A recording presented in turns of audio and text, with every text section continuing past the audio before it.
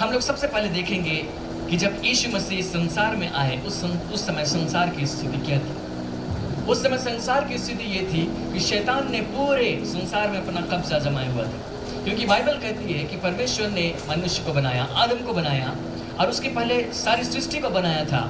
और आदम को उसने कहा कि फूलो फलो पृथ्वी पर भर जाओ, सब कुछ को अपने वश में कर लो। इस पृथ्वी पर जो कुछ भी था उसका सारा अधिकार आदम के हाथ में चला गया।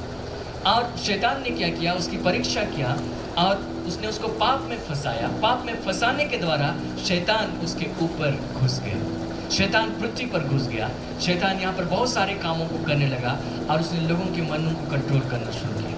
अब बाइबल इस बात को बताती है इफिसियों की पत्री में उसके दूसरे अध्याय के दूसरे पद में कि जितने लोग संसार में अविश्वासी दशा में पाए जाते हैं वे संसार की आत्मा की चलाए चलते हैं। संसार में शैतान तरीकों से काम कर रहा है और उसमें वह उन लोगों को जो अविश्वासी है उनके मनों को अंधा करने के लिए, उनको यीशु से दूर रखने के लिए दुष्ट आत्माओं के द्वारा उनके जीवन में तरह तरह के विचारों को भेजकर उनको कठोर करता है। उनके मनों में वो दुष्ट आत्माएं काम करती है। और उस शैतान को एक और नाम दिया गया जो आप दूसरा कुरिन्थ उसके चौथे अध्याय उसके चौथे पद में पढ़कर देख सकते हैं। वहां पर लिखा गया है कि जो शैतान है वो संसार का ईश्वर है। हम लोग जानते हैं एक ही परमेश्वर है, एक ही ईश्वर है, लेकिन बाइबल शैतान को वो नाम देती है यहाँ चौथे अध्याय के चौथे पद में दूसरा कुरिन्थ, और उन अविश्वासियों के लिए जिनकी बुद्धि संसार के ईश्वर ने अंधी कर दी है, ताकि मसीह जो परमेश्वर के प्रतिरूप है उसके तेजो में सुसमाचार का प्रकाश उन पर न पहुंचे, न चमके। मतलब अविश्वासियों की बुद्धि को इस संसार के ईश्वर ने अंधा कर दिया। इस संसार का ईश्वर कौन होगा? शैतान के बारे में कह रहा है, क्योंकि सुसमाचार लोग ना समझ पाए इसके लिए कौन प्रयास करेगा? शैतान करेगा। तो शैतान ने इस पृथ्वी पर अपना पूरा कब्जा कर लिया, पूरा कब्जा। यहाँ तक कि जब यीशु मसीह आए तो शैतान को मालूम हो गया कि ये तो सब कुछ वापस मुझसे छीनने आया है, वापस मुझसे लेने के लिए आया है। उसने उसको ऑफर दिया। जब उसकी परीक्षा की गई, यीशु मसीह की परीक्षा, शैतान ने क्या परीक्षा किया? उसने जगत के सारे राज्य उसको दिखाए। अपनी चौथे अध्याय में उस घटना को पाते हैं। उसने जगत के सारे राज्य दिखाया। उसने कहा कि ये सब कुछ मेरा है, तो इसी को लेने आया है ना, तो मेरे सामने गिरकर प्रणाम कर दे, मैं तुझे दे दूंगा।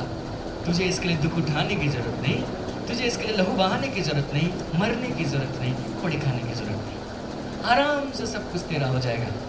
तो इसी को लेने के लिए आया। यीशु मसीह का जवाब ये नहीं था कि शैतान झूठ मत बोलो, मुझे मालूम है कि तेरा नहीं है। अगर शैतान झूठ बोल रहा होता तो उसका जवाब सिंपल था, मुझे झूठ बोलने की जरूरत नहीं, तुमको लगता है कि मुझे मालूम नहीं है। लेकिन यीशु मसीह ने ऐसा जवाब नहीं दिया। इसका मतलब शैतान झूठ नहीं बोल रहा।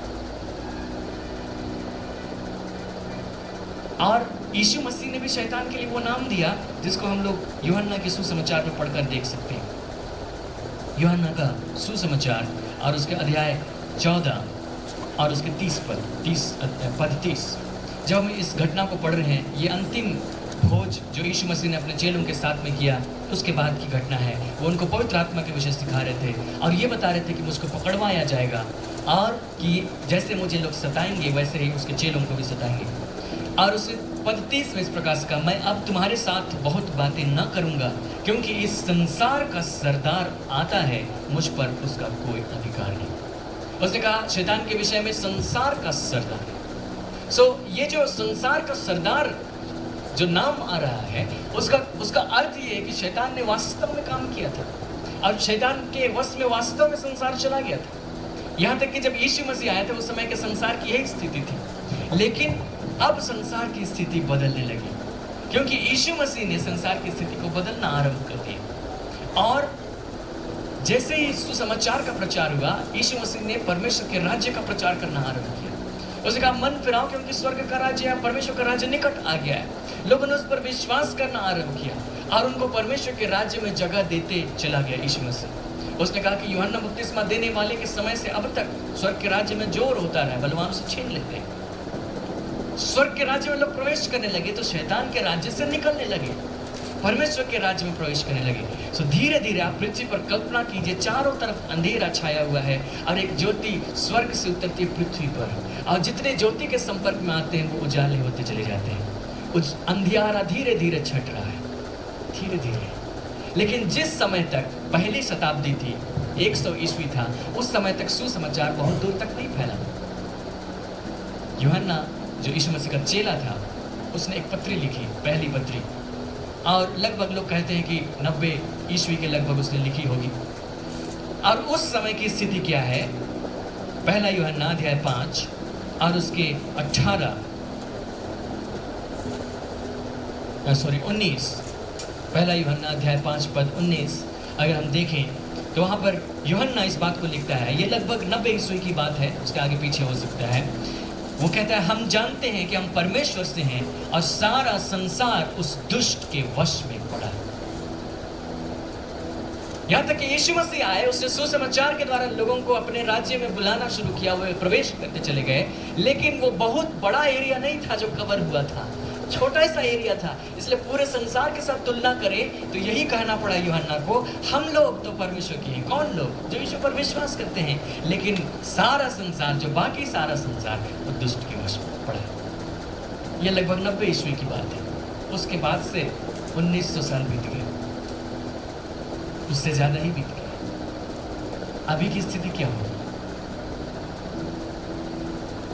जो भी स्थिति है, लेकिन उस स्थिति को आगे बढ़ाने के लिए, मतलब जैसी स्थिति छुटकारे की होनी चाहिए, उसको बढ़ाने के लिए परमेश्वर ने हम लोगों को चुना है। आइए हम लोग अपने उस अधिकार के विषय में जानें जो परमेश्वर ने यीशु मसीह के द्वारा हमको दी। हम लोग आज इस विषय में सीखेंगे कि किस प्रकार परमेश्वर ने दुष्ट आत्माओं के ऊपर में हमें अधिकार दिया, ताकि न सिर्फ हम परमेश्वर के राज्य में रहें और सुरक्षित रहें, लेकिन जो संसार दुष्ट के वश में पड़ा हुआ है, उससे उसको संसार छुड़ाएं। हमारी जिम्मेदारी सिर्फ इतनी नहीं है कि हम लोग शैतान के राज्य से आज़ाद होकर आनंद मनाएं। हमारी जिम्मेदारी इतनी भी है कि हम लोगों को दुष्ट के वश से छुड़ाएं। और इस भेद के नहीं जानने के कारण से बहुत सारे लोग अपनी प्रार्थनाओं का उत्तर नहीं पाते हैं कई बार, बहुत सारे लोग अपने कामों में रुकावट पाते हैं कई बार, और बहुत सारी बातें होती हैं, और इसकी वजह से सोचते पता नहीं परमेश्वर कब प्रार्थना सुनता है, कब प्रार्थना नहीं सुनता है। लेकिन परमेश्वर हमेशा प्रार्थना सुनता है। फर्क इतना है कि उत्तर आप पाते हैं कि नहीं। परमेश्वर के प्रार्थना सुनने और उसके उत्तर के आप तक पहुंचने में कुछ प्रॉब्लम हो सकता है। कई बार हम लोग इसे अनजान रहते हैं, लेकिन आज आप इसे अनजान नहीं रहे। आइए हम लोग यीशु मसीह से शुरू करें। हम लोग सबसे पहले देखेंगे मरकुस का सुसमाचार, मरकुस का सुसमाचार और उसके पहले अध्याय और उसके 21 पद से। यीशु मसीह कफरनहूम में आए, सब्त के दिन आराधनालय में उपदेश करने लगे। लोग उनके उपदेश से चकित हुए, क्योंकि शास्त्रियों के समान नहीं परंतु अधिकारियों के समान उपदेश देते। क्योंकि शास्त्री शास्त्रों से सिखाते थे, पुराने नियम से सिखाते थे, और यही सिखाते होंगे कि ये सारी आज्ञाएं और विधियां और नियम हैं, हम लोगों को इनको कठोरता से पालन करना होगा। लेकिन यीशु मसीह अधिकारियों के समान बोलते थे और कहते थे, तुम सुन चुके हो कि हत्या मत करना, परंतु मैं तुमसे कहता हूं क्रोध मत करना। तुम सुन चुके हो व्यभिचार मत करना, परंतु मैं तुमसे कहता हूं अपने मन में भी व्यभिचार मत करना। यीशु मसीह अपने अधिकार से बातें करते थे, शास्त्रों के अधिकार से बातें करते थे। सो वो शास्त्रियों के समान नहीं परंतु अधिकारियों के समान उपदेश दे रहा था। यीशु मसीह एक अधिकारी बन के इस पृथ्वी पर था और अपने अधिकार के आधार पर लोगों को सिखा रहा था, और उस अधिकार को बाकायदा इस्तेमाल भी कर रहा था। और जब वो अधिकारी के समान उपदेश दे रहा था, तो वहां पर एक दुष्टात्माग्रस्त व्यक्ति बैठा हुआ था और उसको वो बर्दाश्त नहीं हुआ, और वो वहां पर चिल्लाने लगा। पद 24, उसने चिल्लाकर कहा, हे यीशु नासरी, हमें तुझसे क्या काम? क्या तू हमें नष्ट करने आया है? मैं तुझे जानता हूं तू कौन है, परमेश्वर का पवित्र जन। यीशु ने डांट कर कहा, चुप रह और उसमें से निकल जा। तब अशुद्ध आत्मा उसको मरोड़कर बड़े शब्द से चिल्लाकर उसमें से निकल गई। इस पर सब लोग आश्चर्य करते आपस में बात करने लगे, यह क्या बात है? यह तो कोई नया उपदेश है। वो अधिकार के साथ अशुद्ध आत्माओं को भी आज्ञा देता है, वह उसकी आज्ञा मानती है। लोगों की जो प्रतिक्रिया वो अद्भुत है। छुटकारा हो गया तो सब जानते हैं। लोगों की प्रतिक्रिया क्या है? यह तो कोई नया उपदेश है। अब क्या उपदेश है? वहां तो दुष्टात्मा निकाला गया, दुष्टात्मा निकाला, तो ये क्या उपदेश? लेकिन एक्चुअली जो हकीकत में जो बातें हुई, इंग्लिश में अगर आप देखें 27वें पद को, तो वहां लिखता है, what new doctrine is this? what new doctrine is this? Then they were all amazed, so that they questioned among themselves, saying, what is this? ये क्या हुआ? What new doctrine is this? ये नया डॉक्ट्रिन क्या है? यह कोई नया उपदेश? जिस शब्द को उपदेश अनुवाद किया गया है इंग्लिश में, वो शब्द है डॉक्ट्रिन, ग्रीक में भी ऐसे ही। तो डॉक्ट्रिन का अर्थ होता है धर्म सिद्धांत। तो उन्होंने कहा यह कोई नया धर्म सिद्धांत है, यह कोई नई सेट ऑफ थियोलॉजी से काम कर रहा है, कुछ ऐसी थियोलॉजी जो पहले नहीं थी, कुछ ऐसा धर्म विज्ञान, कुछ ऐसा सिद्धांत जो पहले नहीं था, जो शास्त्री शास्त्रों से बताते थे उसमें नहीं था। लेकिन यीशु मसीह जब काम कर रहे तो शास्त्रियों के कहने के हिसाब से काम नहीं कर रहे हैं, लेकिन उसके पास एक अपना नया सिद्धांत है जिसके तहत वो काम कर रहे हैं, और उसके सिद्धांत में सामर्थ्य है। हालेलुया। लोगों ने उस समय इस बात को समझा कि यीशु मसीह ये काम सिर्फ इसलिए नहीं कर रहे कि वो कह देता है निकल जाते हैं, वो किसी नए सिद्धांत के तहत काम कर रहे हैं। और ऐसा सिद्धांत शास्त्रियों ने कभी बताया नहीं, फरीसियों ने कभी बताया नहीं, उनको मालूम भी नहीं, लेकिन इस व्यक्ति के पास कुछ नया सिद्धांत, नई डॉक्ट्रिन है जो पहले नहीं थी। लेकिन जो भी थी, लोगों ने कम से कम पहचाना तो जरूर। सो हम यीशु मसीह को काम करते हुए देखते हैं, वो किसी व्यक्ति के भीतर से दुष्ट आत्मा को निकाल सकते हैं। सो यीशु मसीह की उपस्थिति में अगर कोई व्यक्ति है और वहां का दुष्ट आत्मा कोई दिखाई देता है, यीशु मसीह उसे निकाल सकते हैं। यीशु के पास यह अधिकार है।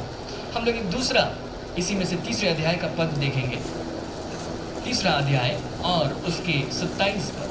वहां पर यीशु मसीह पर आरोप लगे थे कि वो दुष्ट आत्माओं के सरदार की सहायता से दुष्ट आत्माओं को निकालता है, क्योंकि जो फरीसी थे, सदूकी थे, वो इस बात को मानने के लिए तैयार नहीं थे कि यीशु परमेश्वर की ओर से आया।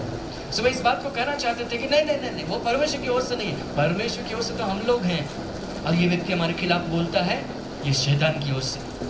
अगर दुष्ट आत्मा निकाल रहे, सामर्थ के कामों का इनकार भी नहीं कर पा रहे, तो शैतान की सहायता से निकाल रहे हैं।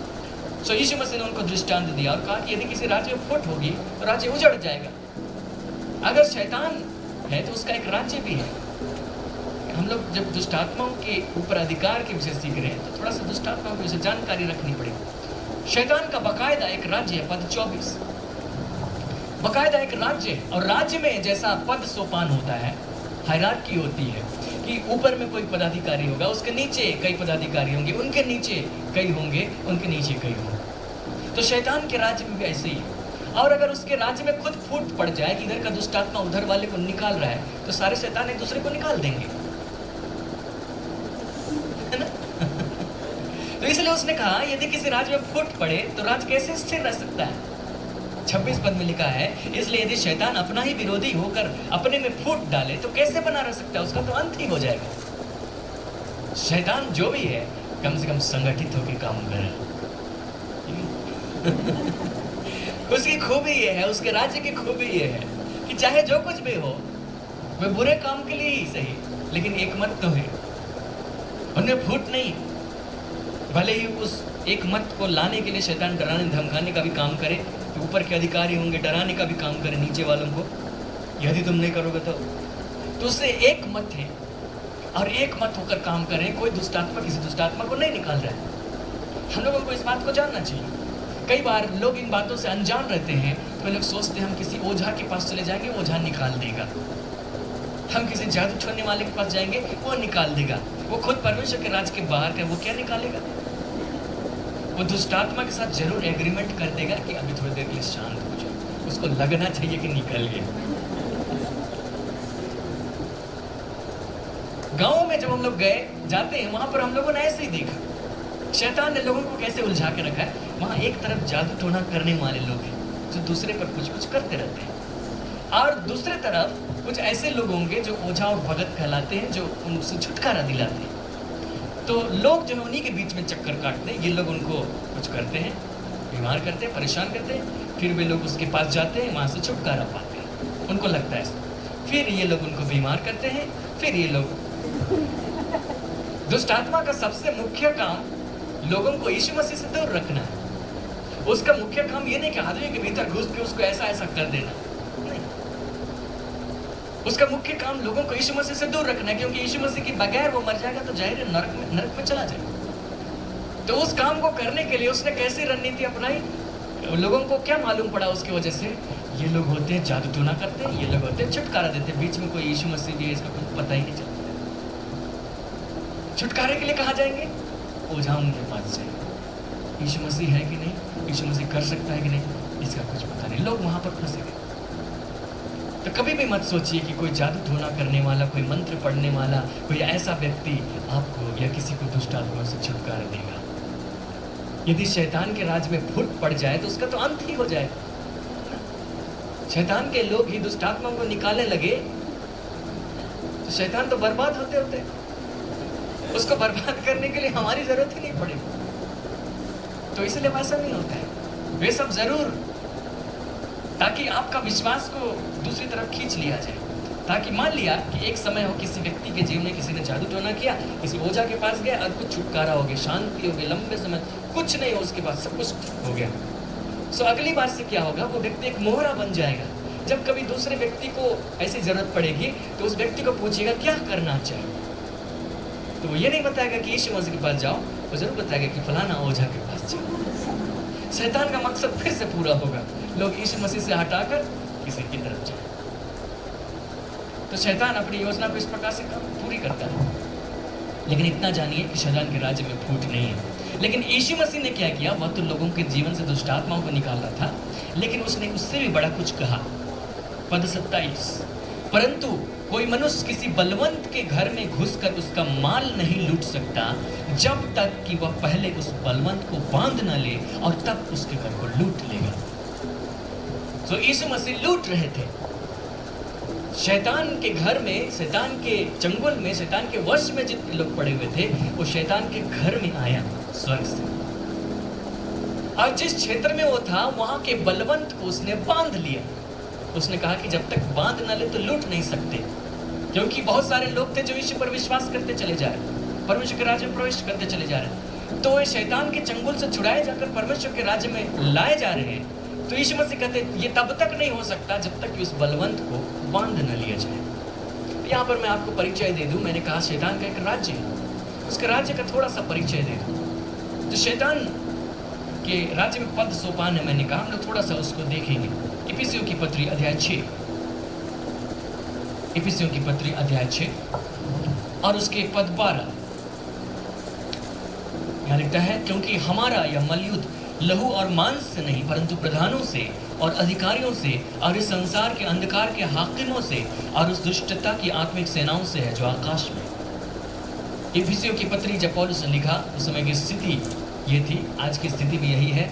हमारा यह मलयुद्ध लहू और मांस से नहीं, अर्थात किसी के शरीर से नहीं, किसी मनुष्य से नहीं। हम लोग हथियारों से नहीं लड़ते, हम लोग भालों से नहीं लड़ते, हम लोग तलवार बंदूक और गोली से नहीं लड़ते, परंतु किससे है? प्रधानों से है, अधिकारियों से है, संसार के अंधकार के हाकिमों से है, दुष्टता की आत्मिक सेनाओं से है जो आकाश में। तो उनके पद सोपान को बताया गया। सबसे ऊपर हैं प्रधान, और उन प्रधानों के नीचे एक प्रधान नहीं है, बहुत सारे प्रधान होंगे। इस पृथ्वी को ही आप ले लीजिए, इसमें बहुत सारे देश। हम लोग समझने के लिए हम लोग पूरी तरीके से नहीं जानते, स्पष्ट परमेश्वर ने वचन में नहीं लिखा है, लेकिन हम इस प्रकार से समझ सकते हैं। हमारा जो भारत देश, उस भारत देश के ऊपर दुष्ट का एक प्रधान है। उसी प्रकार चीन है तो वहां पर उसका एक प्रधान है।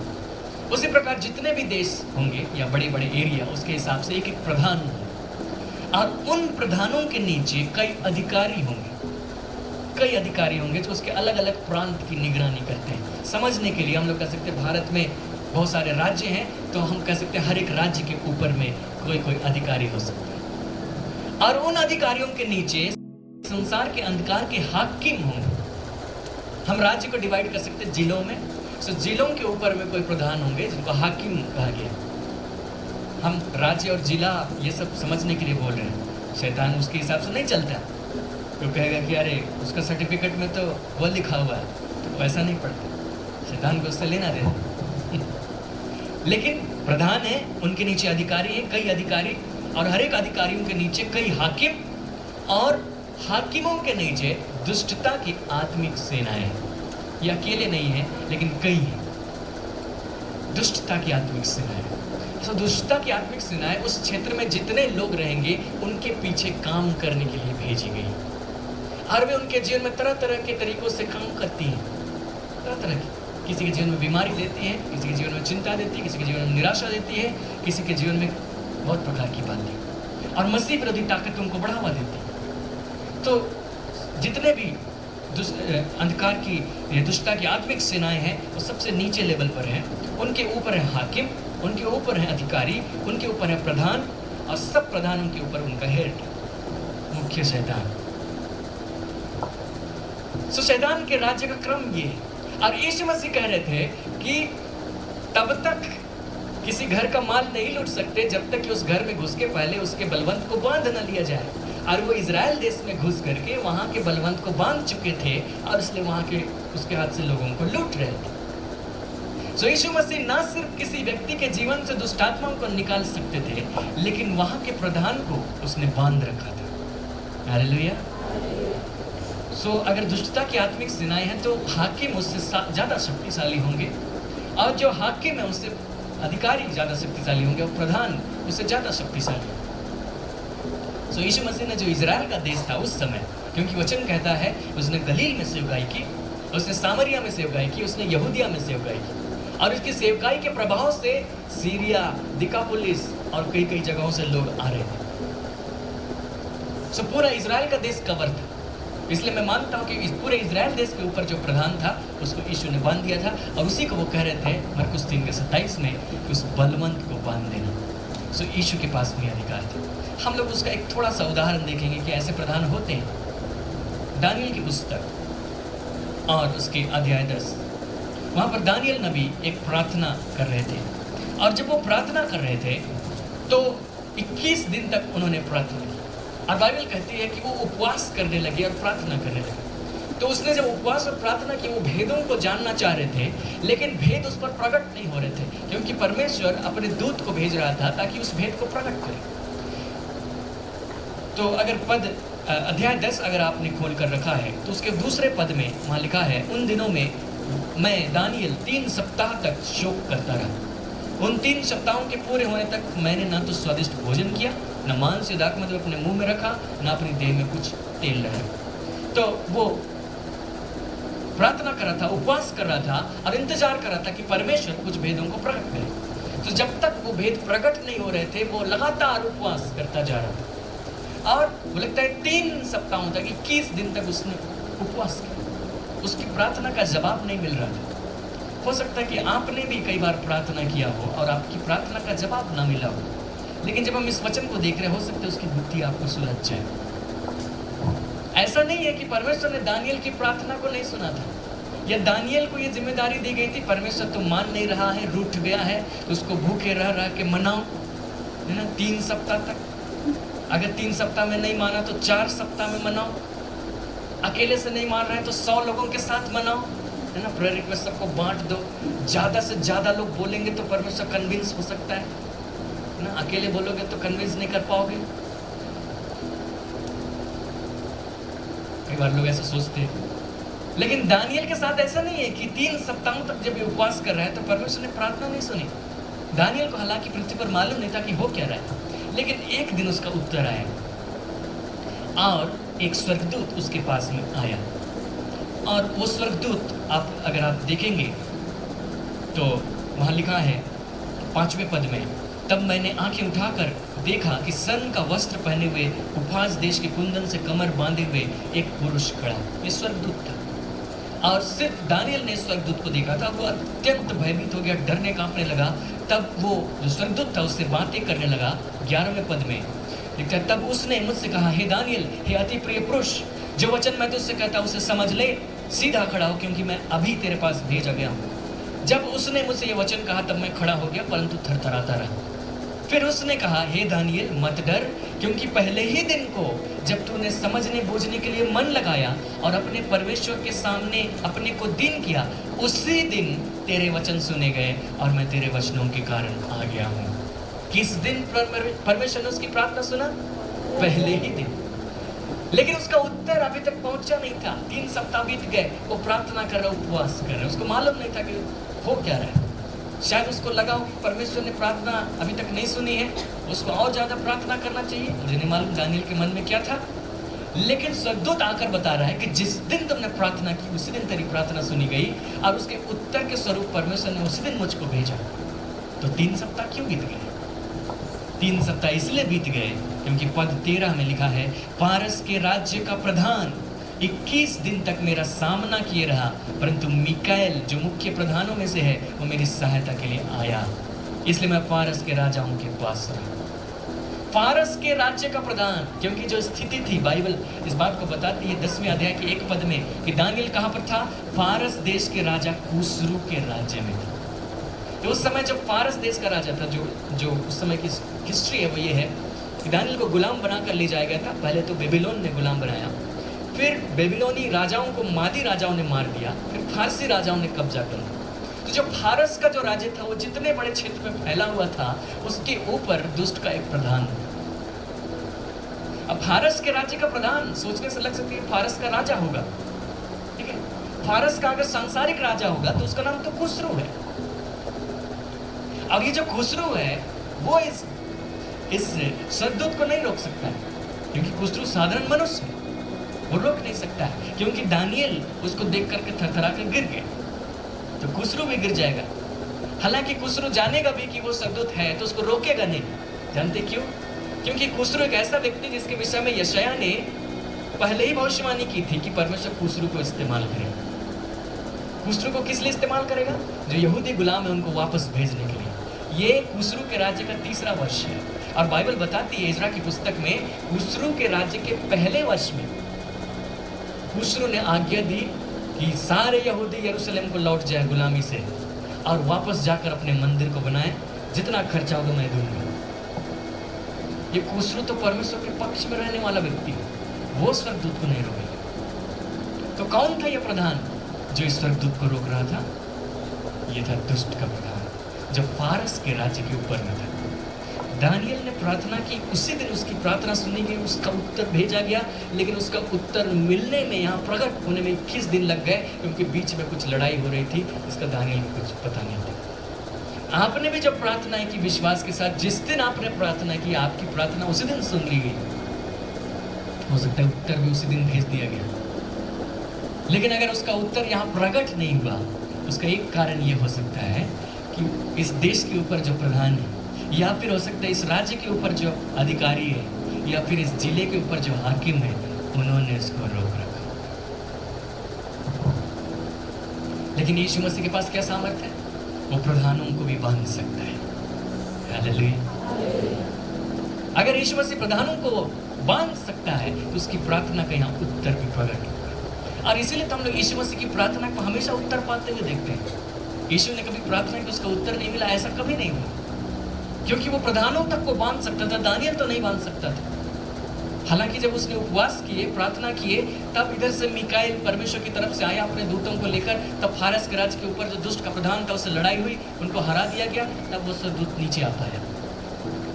इफिसियुस की पत्री में हम लोगों ने पढ़ा था, पौलुस ने कहा कि वे आकाश में, हमारा मलयुद्ध लहू मांस से नहीं परंतु प्रधानों से, अधिकारियों से, हाकिमों से, दुष्टता के आत्मिक सेनाओं से जो आकाश में, तो सब आकाश में थे, स्वर्गदूत को आने से रोक रहे थे। लेकिन खैर यीशु मसीह के पास इसका अधिकार है, और यीशु मसीह ने ये अधिकार अपने पास तक सीमित नहीं रखा। उसने इस अधिकार को 12 लोगों को दिया। हालेलुया।